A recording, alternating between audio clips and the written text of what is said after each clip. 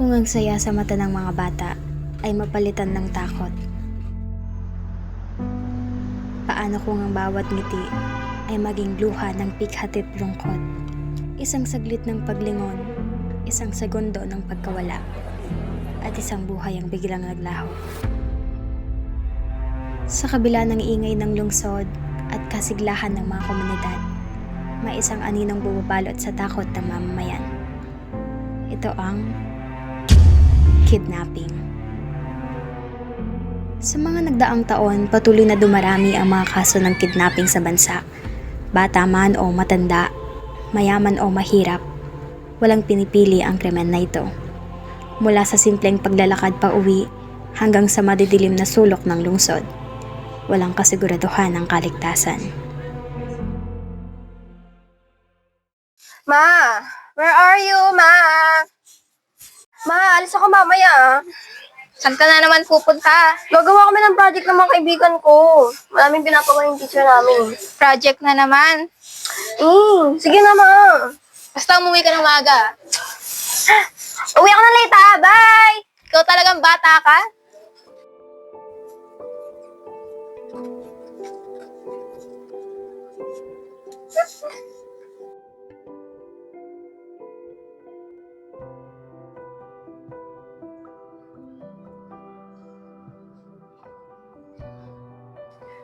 Uy, mahal! Tara na! Gabi na! Tagal mo naman! Sorry! Tara na! Gabi na. Uy, teka lang pala, may naiwan ako. Ano ba? Paalam ko, 6 lang. Bilisan mo, ha?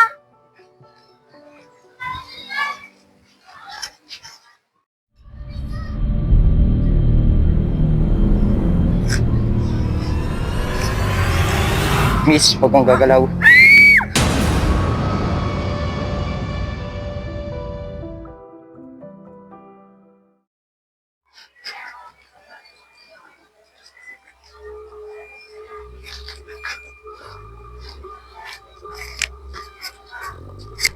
Hi, miss.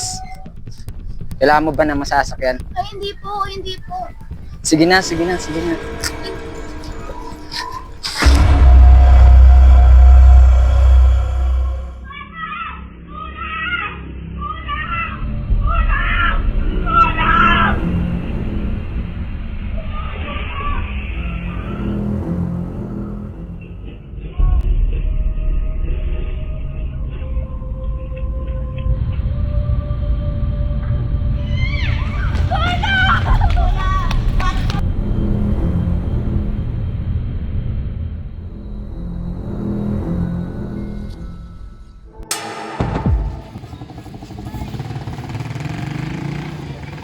Okay talaga natin kanina. Super. Maulit yan next time. Sana.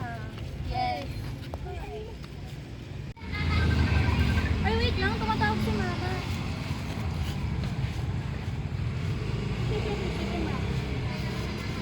Wait, girl. Pinapauwi na ako. Ay, wait. Nag-chat din si Mama sa akin.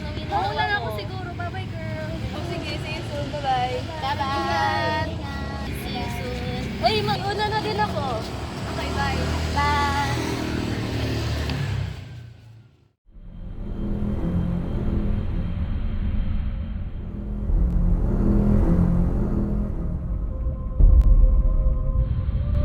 Hey, miss, ano oras? 7:16 po. Sige.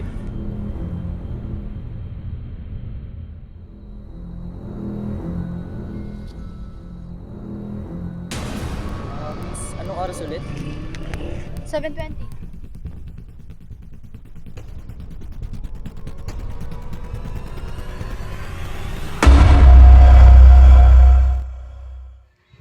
Akala ko babalik siya agad. Hanggang ngayon, umaasa pa rin kami. Ito ang mga salitang iniwan ng mga pamilyang hindi matiyak kung makikita pa nila ang kanilang mga mahal sa buhay.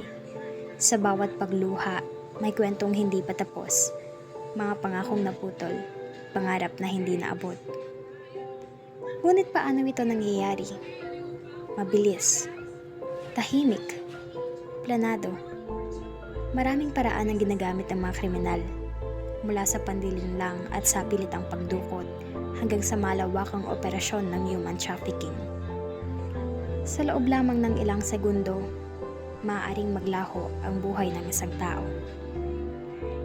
Ang bawat pagkawala ay sugat sa ating lipunan, ngunit hindi tayo dapat magpatalo sa takot. Sa sama-samang pagkilos, mas mahigpit na batas at mas matibay na pagkakaisa, maipapakita natin na sa isang lipunang nagkakaisa, walang mawawala.